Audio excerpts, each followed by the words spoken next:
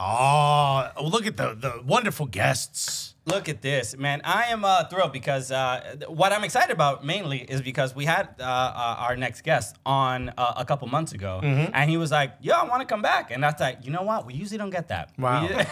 Yeah. Most people like, I tried it, and we've decided not for us.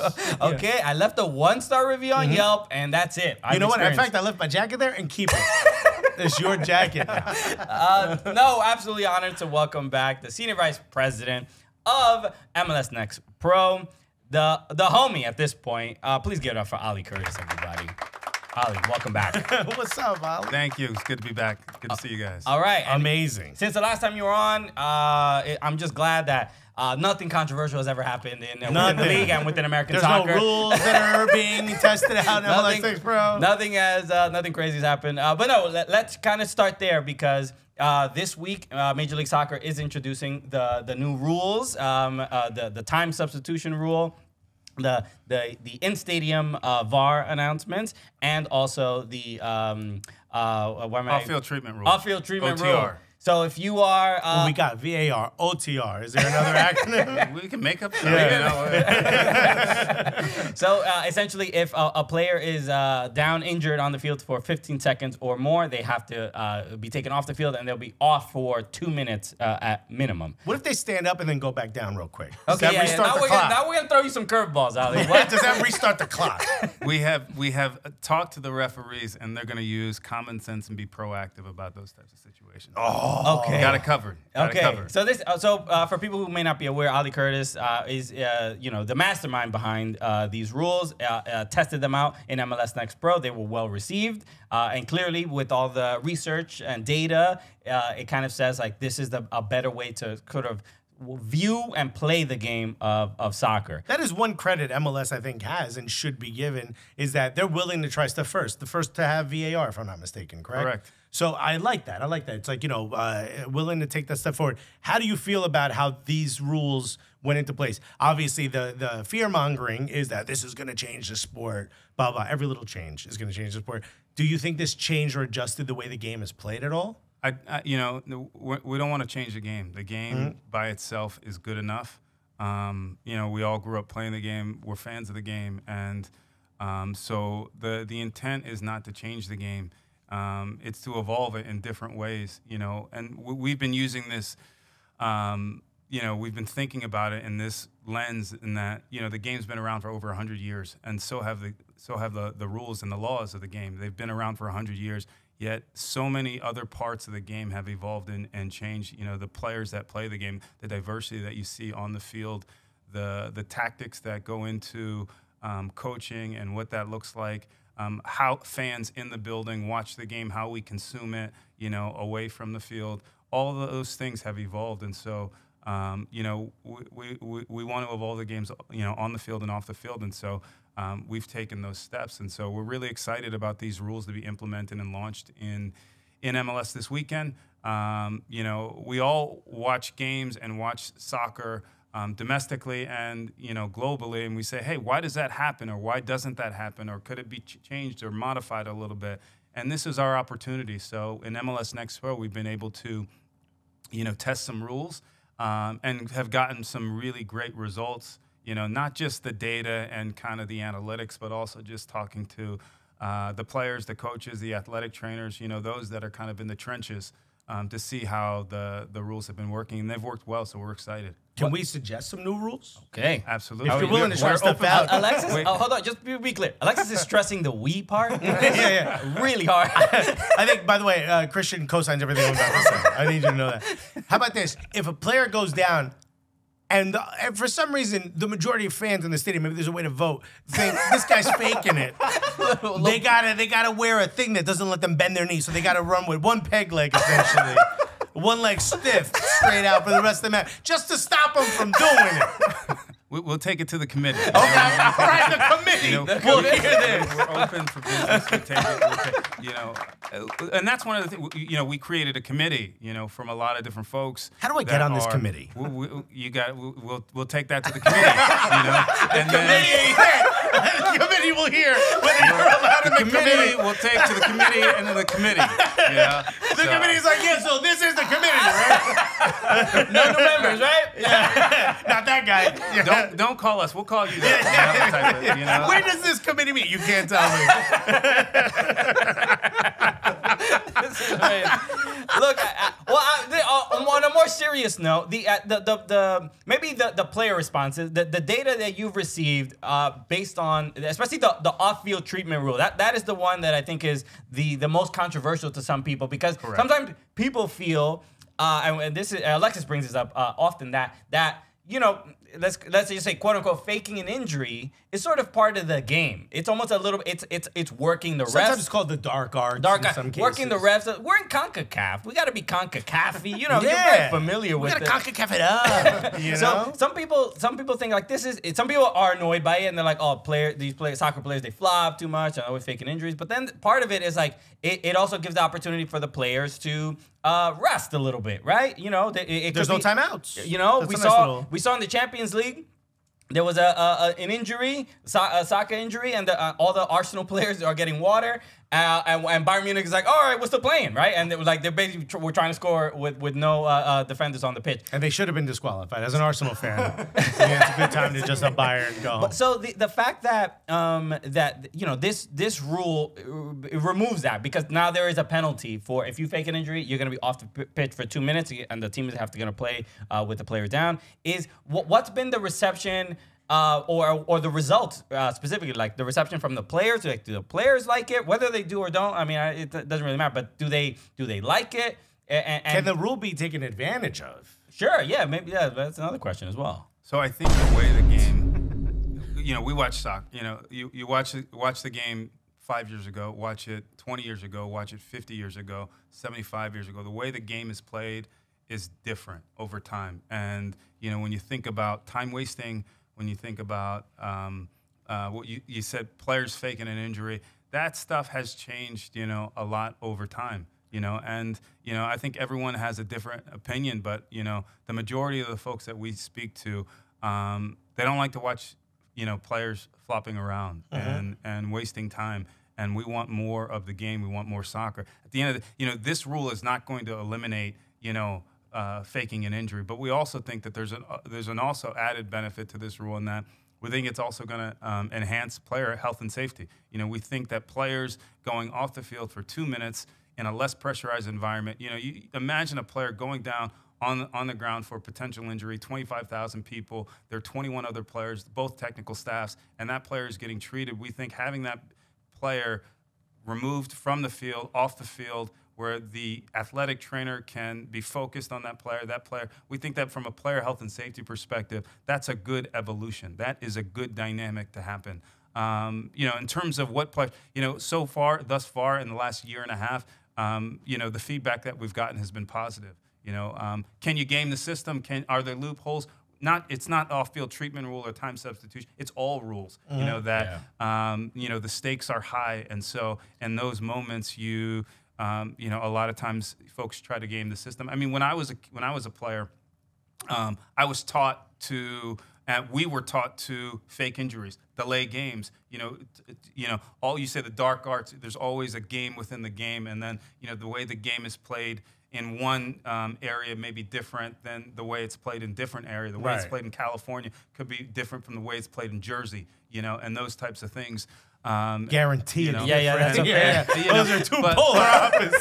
But those are, but we think that it's important that we embrace kind of this evolution. The Premier League, stole our rule. When we were creating this rule, at the time, Howard Webb, who was the head of Pro, I said, hey, Howard, what do you think about this rule, this, that, and the other? Pro helped us in consultation, get the rule to where it was. And then the Premier League implemented their version of OTR in their league last summer. So unbelievable. It's Premier League stole it word for word, bar for bar. What Premier League? I'm coming for him. Yeah. So that's what it means. Now you know. We watch it, Howard. With your web of lies. Howard. How Webb is is a large man, Yeah. bro. I don't And may I remind you that Christian co-stars everything. It is going to be a 2v1. I think so. When do you actually go down, though, to start the 15 seconds? Like, if I go down on one knee and I'm like, Once play has stopped, that's kind of when the 15 seconds. And then it's like, it's a game, right? This thing, like you said, there's no timeouts. And so it's a conversation. We expect the ref to confer with the player. Hey, how are you doing? Do you need assistance? Do you need the medical team? Come on. And then there's 15 seconds. Once that happens, if the player needs medical assistance, then that player's going to come on. Then that team's going to come on. So it's not like boxing where the guy's counting down. It's 30, 40, guy's trying to get out. Yeah, 2 minutes. It's going to be like WWE, and the 14th second, they're going to get up off the ground. Like they're like a shoulder lifts up. But let me. Virgil van Dijk comes out of smoke.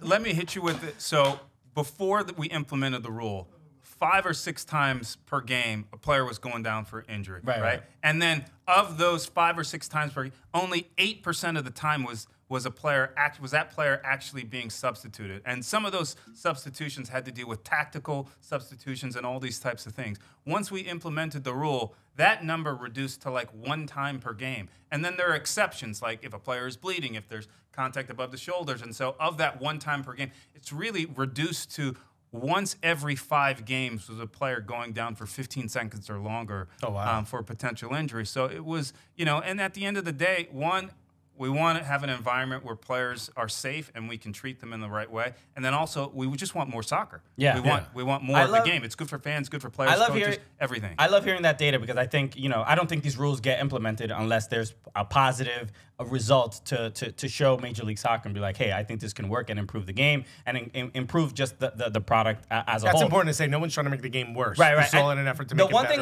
I will ask, and this is just being, I don't know if it's devil's advocate or just being, but would this incentivize defenders or players to be a little bit more aggressive in challenges to therefore hopefully make them miss their opponent miss those 2 minutes? Good question, but I have an answer for it. Go for it. Yeah. No. So I think first of all, it's really important that everyone reads all the details of the rule before they kind of like place judgment, What if we're not going to because do the that?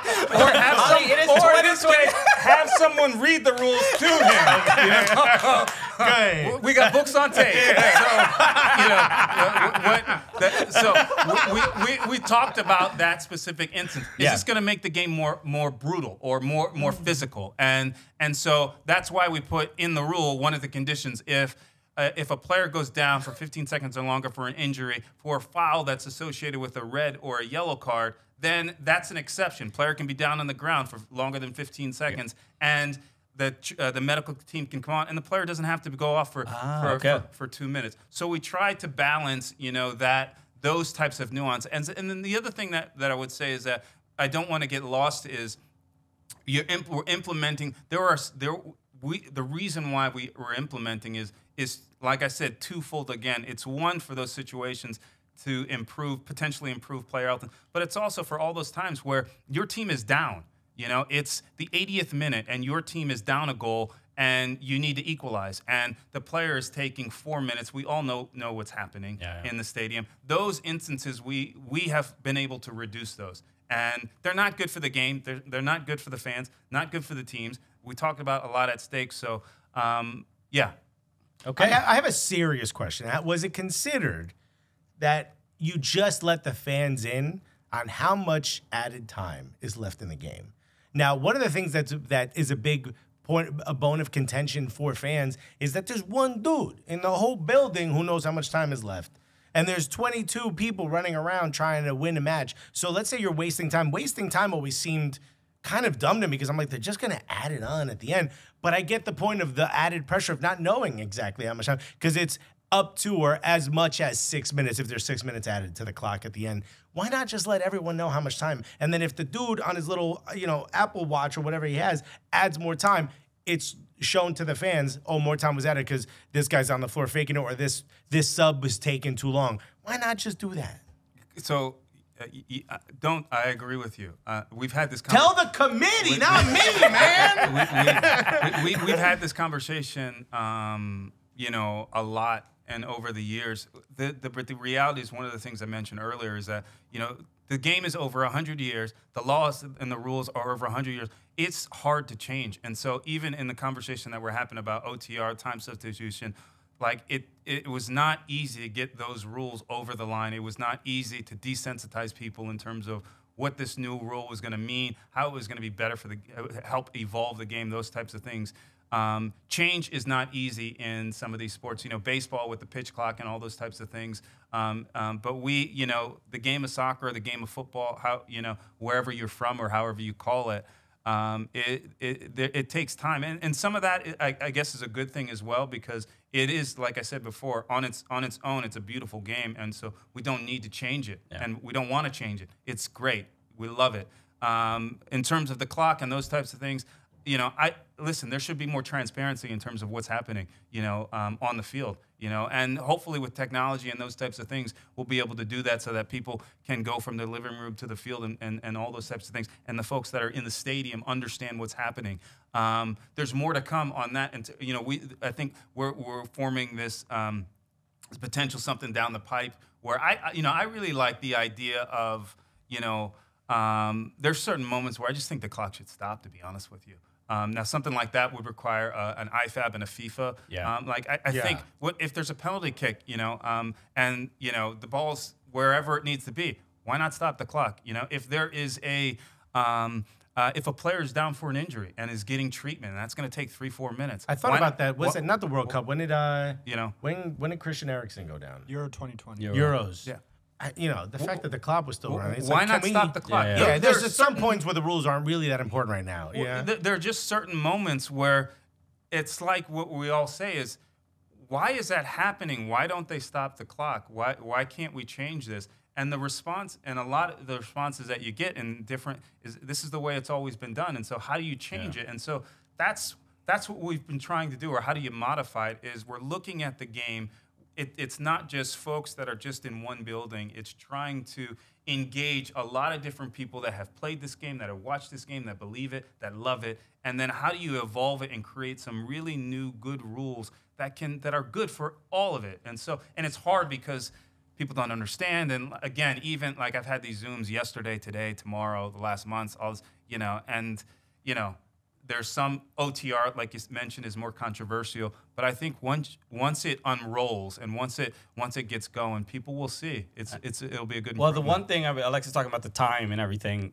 Now in the 2024 MLS season, when you're at a game in stadium, you will see the clock go past 90 minutes. And you know, I've gone to a couple games, and I'll be honest, I don't like it. I'm like, there was something about you're telling me too much. There was something to like, you know, end the game, Rev, end the game. Well, I'm like, no, I know that when the game is ending, and I'm waiting for the game to end. You know why I hate it? Because I can't whistle. I don't have the ability to do it. You know, everyone whistles when they think it's time. Right. I can't whistle, so I don't want. Okay. I can't. Don't flex on me, Ali. All right. Okay. I'm being triggered right now by someone who has no gaps in their teeth. I can't whistle. Let's move on to another subject that is, MLS Next is definitely very much involved in. The U.S. Open Cup is obviously it was a controversial issue with MLS deciding to basically only have certain of their first teams play in the tournament. Right now, we've been seeing the MLS Next Pro teams. We just saw New York City FC 2 play against Hartford Athletic in a very, very entertaining game. Very competitive. I even tweeted yesterday, I'm like, hey, look, this scenario is not the ideal one. This is not what I would have preferred, but there's something, especially as an NYCFC fan, to see the second team play against professional teams of older men, and getting these results. At New York City FC 2 is, I think, the only remaining MLS Next Pro team. I could be incorrect about that, but I think that's the case. And so it's a big issue. I don't know, you know, I think, and I'll give you full credit to say that, you know, we understand you work for Major League Soccer, and there's only so much you can say. There's only so much you can say. You know, we've been, you know, and I'm sure you've had conversations with peers, with other detractors or people who agree, disagree. I think it's a good conversation to have and what this tournament means for American soccer. But as far as the involvement of MLS Next Pro, some teams have not had good results, some have. But your just thoughts in how this is all sort of rolling out. What are your thoughts in now that these MLS Next teams are playing, and just give your thoughts on how you think this how it's working out. Well, first, a couple things. So first, I'll say, 1 year you always want a good sample size of data before you kind of weigh in terms of what this thing looks like. You know, so it's still early days. What I'll say about the game that last night, Hartford Athletic USL Championship versus NYCFC 2, MLS Next Pro, that was a really good game. You know, at the end of the day, you had a 16-year-old player on an MLS contract on loan. He scores the winning goal. That's an amazing moment. It's a development opportunity. It was a really cool game, and it was an exciting game. It was a good match. And then when you think about all the different things that we're all collectively, all the different leagues, all the different coaches and players are invested in as we lead into 2026, and we have all these competitions like the World Cup. That's really good for soccer. For something like that to happen, for a game like that to happen, is really, really good. So that's what I'll say in that moment. And so happy about that game happened, happy those two teams involved, those players involved. In terms of the U.S. Open Cup, how I think about it broadly is it's an amazing tournament. Like, it's David, Goliath, cup sets, all that stuff. There's a burrito shop that just got bumped out. It's the fabric of it. It is a massive piece of fabric of American soccer. And, that tournament, that format, you have it in variations, around the world. But it's a beautiful game. It's a beautiful tournament. That has been around for, over 100 years as well. Yeah. So when we talked about new rules early on, how do you evolve it for what's happening? There's an opportunity for the Open Cup to evolve as well. There's some things that you can look at kind of on the field and off the field to make it what it needs to be. The landscape of soccer has changed so much. There's different leagues, there's different teams. The players that are playing, soccer professionally and from a youth perspective in this country, that has changed and evolved and grown massively. We're talking you would have never had something like this 15 years ago. You would have never had this conversation, this audience 10 years ago. So, on the field, the sport, the competition of soccer has changed. The business of soccer has changed. And so there's just opportunity to evolve it, change it. We've got, there was the FIFA Club World Cup. There's Champions Cup. There's all these different tournaments and these different opportunities. It's good to have diversity of teams, diversity of players, different types of players that are involved in the U.S. Open Cup. That's good for soccer. That's good for all of us as Americans. So excited about that. In terms of the results, MLS Next Pro teams did not perform at a level that the results were not what it needed to be. Yeah. Excited, happy about MLS. Wasn't happy that NYCFC 2 played Red Bull 2 in the second round. So they both, I think in the first round, they both played each other. And your reward, boom, is to play each other in the second round. Yeah. But so there's opportunity for change, evolution, conversation. I think if we all can, so many different leagues and constituents collectively come together and have conversations about what's happening, we can build this thing in a really good way. It's a good opportunity for our clubs in MLS Next Pro to develop, evolve, get better, play different competition, all those types of things. I remember when I was, I think my rookie year in MLS, we played in the U.S. Open Cup, and we lost to a lower division team. It was a different hotel we had to stay at. It was a different flight pattern that we had to be on. We had to play in this. In a different stadium. The field wasn't great. It was rocky, bumpy. We played with a hybrid team. I remember we lost that game at the time. I think it was the Atlanta Silverbacks. But those are good moments for our players, for our coaches. It's good for soccer. And because you played in this competition, you were obviously a youth player in America. Can you see where the vitriol or the instant reaction came from? With the announcement that not all senior teams in MLS would play in it? Or are you so close to it that the only thing you can think of is like, well, at least this is a good opportunity for the kids in MLS Next Pro? Yeah, because I'll just add, I mean, you got to feel some type of way when the Timbers 2 lose to a burrito shop, right? There has to be something. Right? Come on, man. Come on. Do you at least get a free burrito Come on, man. as the SVP? You gotta hit that button. I know there's the sounds and things like that. That you know, I don't know what sound you make, but no. Gosh, so the question, I guess, is how do you feel? Or well, you know, could you understand where that instant reaction came from, as someone who is not just someone who played, but also a fan of the game? There is. I can answer this question in so many different ways. We talked a little bit about that on the last time I was on here. Is that it's amazing that you have people that are so passionate and emotional about what happens in this game. Like in terms of, hey, if you change something, if you don't change something, you know, you haven't always had that reaction, you know, if you go back 40, 50 years ago, but you have that now, and that means that people care, they're passionate, they love the game, all those types of things. So if you're going to change or evolve a competition that is a beautiful competition, there has to be a reaction, positive, negative. Those are good things. That means that it has a heart, it has a pulse. And that's important. And I think that we have to listen. We have to learn. We have to collaborate and talk. I think this is a really important Open Cup. And we'll see how it'll unfold ultimately. But I think at the end of the year or during the year, there'll be opportunities for us all from all different parts of the ecosystem to talk through what makes sense for our soccer. Ultimately, like I said, we've got a World Cup in 2026, and we've got to be going towards that. Yeah, I want to just play this real quick. You don't have to. but I would love to get your reaction. Because look, Seb is a homie, he's a friend as well, but he's very passionate about U.S. Open Cup, and he's also passionate about hot takes as much as we love Seb. Man, and he came with the hottest takes. Yeah, he came through with the smoke. So let's listen to him. Well, you know what? Maybe they shouldn't be playing soccer. MLS Next Pro has seen 8 of its 11 teams already eliminated from the U.S. Open Cup.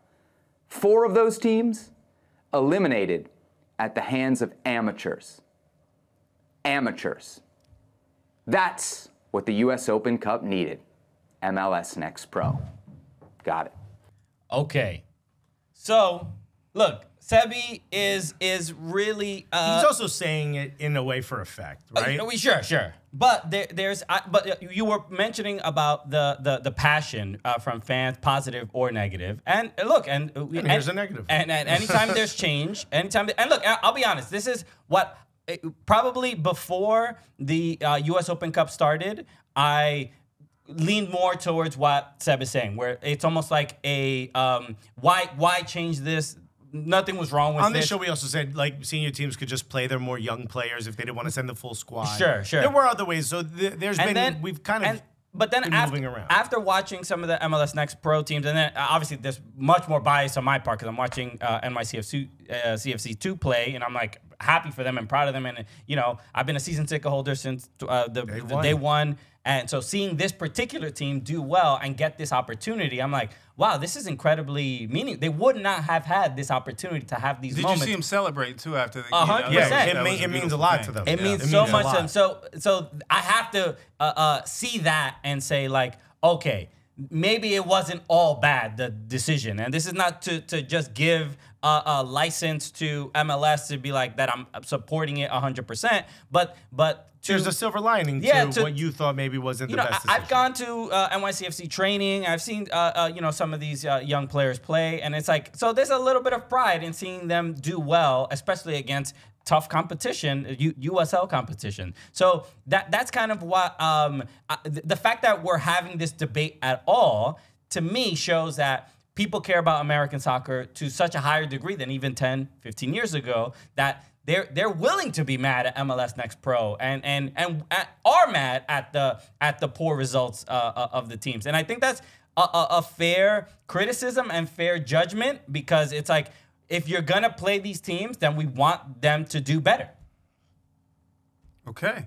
Yeah. Okay. All right. I agree. I mean, like I said, I think that I watched that take when it came out.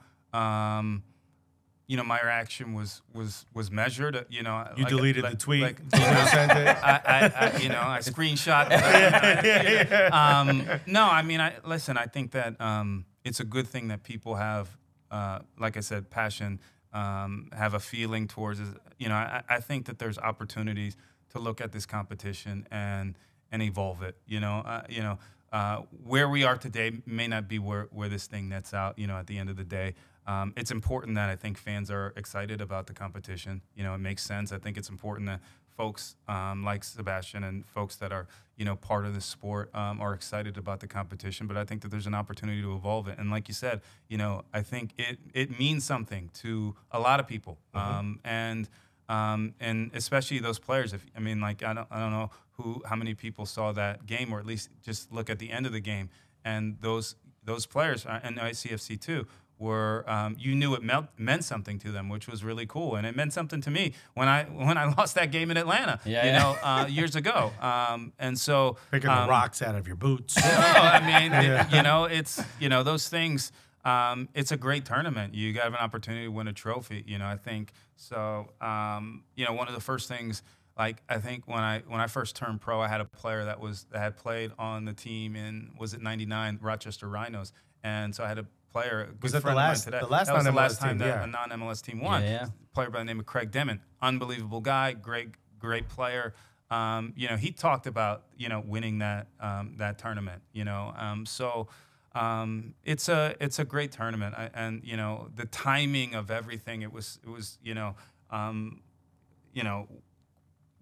there's a conversation there, you know, in terms of when things evolved and were made public, or when things were, you know, so. Yeah, I mean, I think that there's an opportunity. It's a great tournament. There is no. What I would say is, through the positives and the negatives, there is no debate that this is a great tournament, or at least with a tremendous amount of history. But there's opportunity.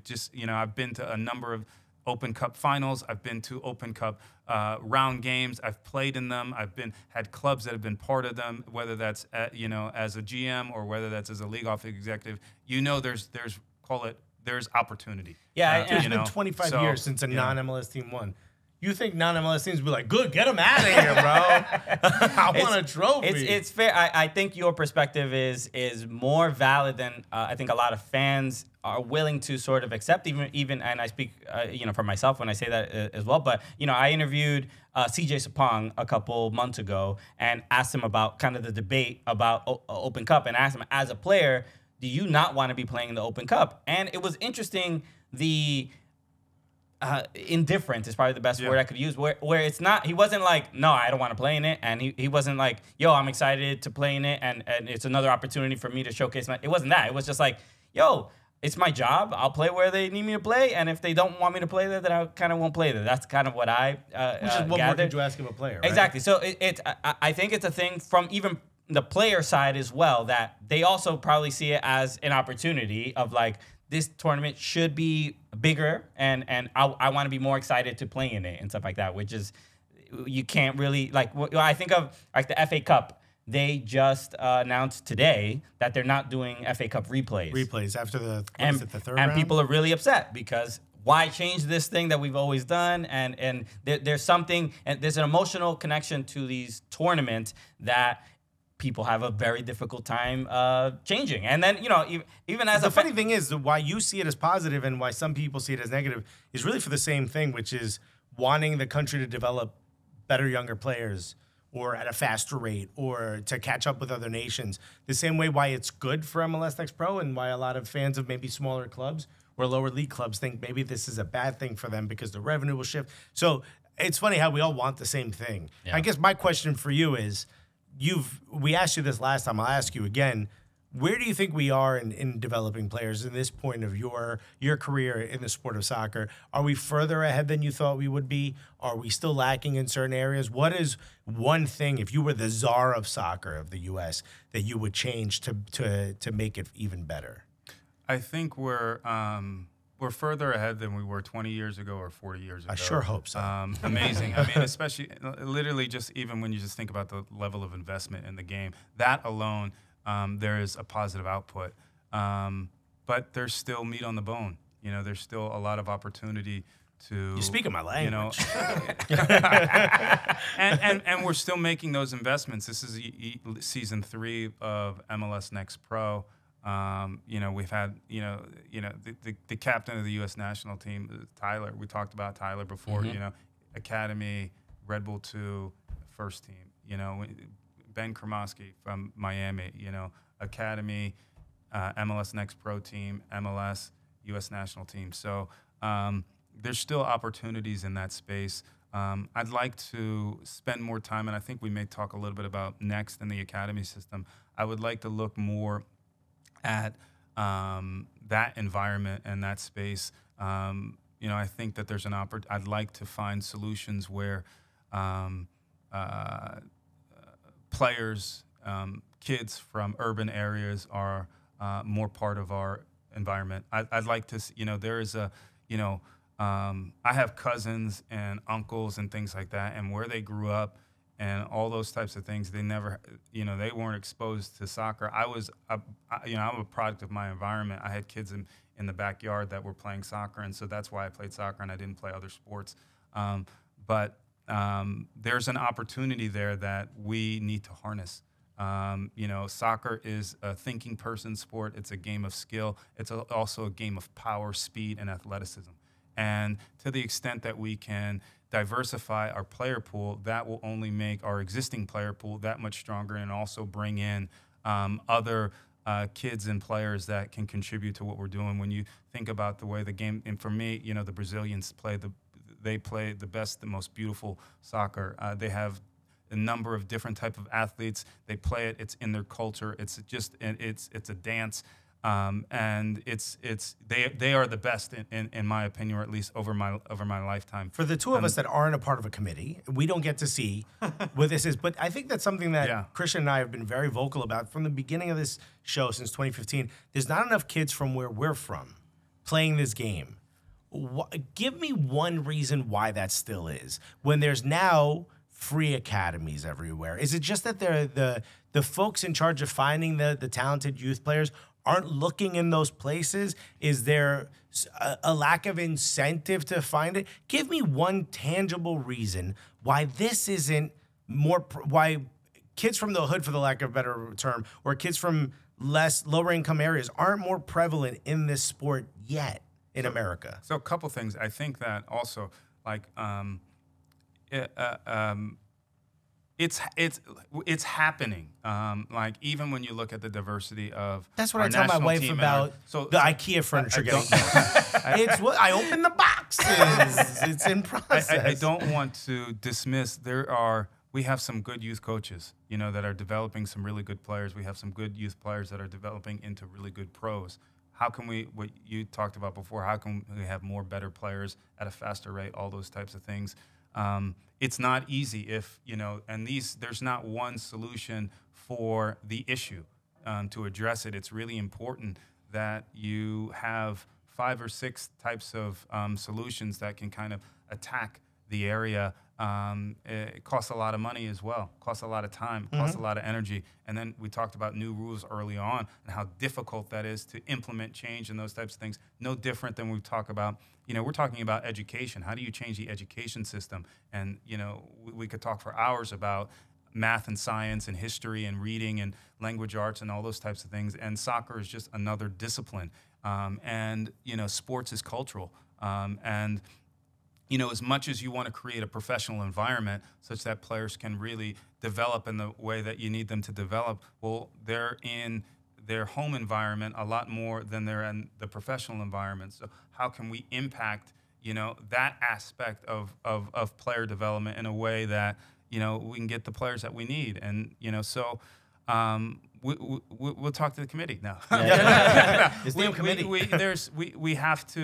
We have to address this, like, I think I saw a clip on Deion Sanders, and he was talking about some, a kid who, I think his dad was incarcerated, his mom had passed away at a young age, those types of things. Like, that is real.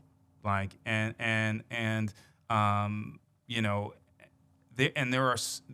in different environments and different moments, those communities are producing some really amazing people and some really amazing professional athletes. And it's important that when, maybe not 2026, but hopefully, in the future, that we look up at our professional teams and we look up at our national teams and we see players that are represented from all different communities. And that's what it's all about. And so, I'm really I'm excited to be part of that work. Hopefully I can have some impact in that way. But we've done a lot of work on underrepresented groups and things like that. But how can we get some of those kids involved in our game? And it's not an easy answer. We're not going to solve it. Yeah.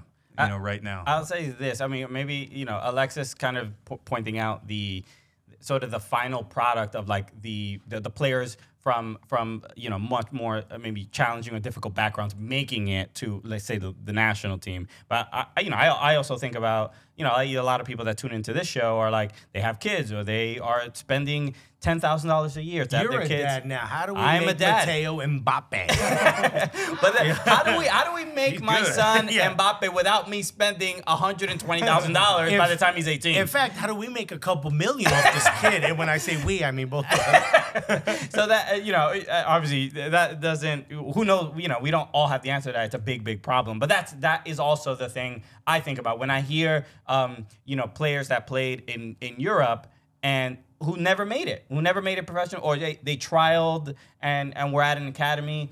They never say, oh, my parents spent $30,000-$40,000 by the time I was like 14, 15 years old to play on these travel teams and all this other stuff. They're like, no, we didn't pay. Or my mom paid for, a £20 fee or whatever like that. Like to me, that's when we've made it in American soccer, where the parents are not having so much money siphoned from them to possibly play the lottery and get their kid to make it to the national team. And the sport becomes a reprieve from some of the troubles that happen in those neighborhoods. Like when I was young and when Christian was young growing up in Sunset Park and I grew up in Newark, playing sports, all jokes aside, playing basketball, playing baseball, playing soccer for me was a time away from maybe a home that wasn't that comfortable to be in 24/7, or not. It was a chance to not do what's happening in the streets with some of my other friends that I saw them getting in trouble. So the sport can become a reprieve as opposed to maybe another burden laid on the parent. You know what I mean? No doubt. So a couple things. I also want to. We're having this conversation. I have a tremendous amount of respect for all the youth coaches and all the players that have really dedicated themselves to excellence, and so, we're talking about how do we, address potential opportunities, won't call them issues, but really opportunities and things like that. But there's still a tremendous amount of investment, thought, and work and energy that has already been put into that. And we talked a little about Next and Next Pro and MLS and things like that. There's other leagues out there. There's other, and those are good things in terms of, I think you didn't say it, but pay to play and those, that is a complicated issue, and it is economic, it's cultural. There's just a lot of layers to that, which we need to really peel back. I've been thinking about it a lot. It's not straightforward. Also, like when you think about, I was thinking about it one time through the lens of just, I've never had I grew up playing soccer all my life and pro and all these other things. I've never had a black coach, head coach and then when I think about, but also when I think about like pay to play and, you want to be able to attract, coaches from all different communities and all different backgrounds. If it's a volunteer role, do I get a certain coach from a particular community? Can that young person afford to take on the position of coach and still be able to pay the rent or the mortgage or whatever it is, or the car payment? And so what I would say is, at the end of the day, it's important that we are cognizant that we create an environment and a structure that is inclusive, that where we can bring folks from underrepresented groups as coaches, as players, and that's not always happening. That's not happening right now. And so what I would say is, yes, does the pay-to-play model and all those types of things have to be addressed? Absolutely. But it's not so, when people are like, hey, whenever someone says this is the problem, I'm like, there's not one problem. There are layers to other this things thing. shift. Yeah. And so it's not going in with a hammer, it's a scalpel, and it's really trying to really dissect, what we can do and how we can improve. And it's not going to happen overnight, but we can attack it. Okay. I got an idea. Burrito shops.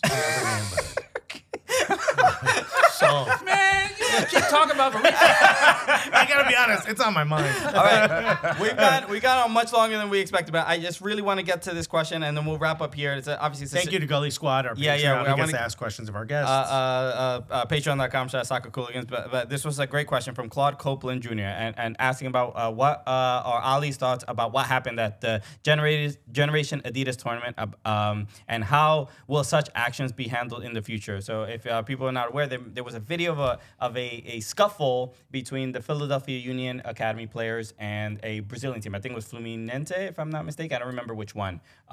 This is a Generation Adidas. A Generation Adidas, right? So there was a Brazilian team invited, and there was accusations of racism. This also, I believe, Red Bull Academy had another issue as well. I don't know all the details, so apologies if I'm kind of getting some of this wrong. But especially when it's involving children, and you hear anything about any kind of racial slur or anything racism being involved, it's obviously something disgusting you don't want to see in the game at the professional level, and definitely not amongst children. But Claude's question is basically just about what happened and how do you think this should be handled? Yeah, I appreciate the question. It's important. Couple things about that. GA Cup is an amazing tournament. I was down there for a couple days, and I've been to a lot of youth tournaments around the world. It is not just the GA Cup is not just it is not just a great tournament, but it's the best tournament in the U.S. It's the best tournament in North America. It's probably the best youth tournament in the world. When you think about the way it's organized, the quality and level of competition, the engagement from sponsors, particularly a major sponsor like Adidas, it's an amazing youth tournament. And there were some amazing games, some amazing moments. And that was, those moments we've got to find solutions to. We've got to, we're not gonna eradicate racism and discrimination, but there are opportunities. We've got to find ways to be better in those. How we can respond. How can we be proactive? How can we find solutions? Engage, clubs and players and parents in a proactive way to reduce those types of moments. Those clips are difficult to see. I'm a parent. I've got my son turned 14. I've got a son. I've got a daughter that's 10. Those are difficult moments to see that have to be addressed. They are being addressed. We've done a lot of work over the last couple of years. Primarily, most of it has been at the first team level at MLS, and then also in MLS NEXT Pro. We've started to address a lot of those types of things in MLS Next, and some of the clubs are doing those types of things on their own. So there's good things in that regard. But those are like what I would say is like. It's going to be a process, but we're addressing it. Those are difficult moments to see. I mean, I was talking to somebody about a couple things the other day. Like, I've been on the soccer field. We've all been on the soccer field or in a difficult, in a game, and someone says something to you and how that makes you feel and how it affects you, not just in that moment, but over a lifetime. I know the first time that someone called me the N-word, I know where I was. I know who that was. I know what my response was. And I was in third grade, Jesus. And so, I'm a middle-aged man now. And so, and so do we take it serious? Absolutely. How can we address it? A variety of different ways. Are we going to completely eradicate racism and discrimination and those types of things? No, but we have to have an environment that is inclusive, that is safe, and more to come. Yeah. Okay, well, no, well put. Ali, this has been, I know we went a little long. One of my favorite guests. This is just the best. I know this. We had some jokes. We had some burritos. We had Did we? Did I miss it? Some seriousness. But we're gonna start our own committee. I think that's what we figured out. And maybe Ali's not allowed in it until I'm allowed in the other. The Cooligans Rules Committee is gonna be interesting. But you are nothing short of absolutely insightful and engaging, and we really appreciate you coming by and taking the time to chat with us. Feelings mutual. Appreciate you guys. Appreciate it. Thank you. Ali Curtis, everybody.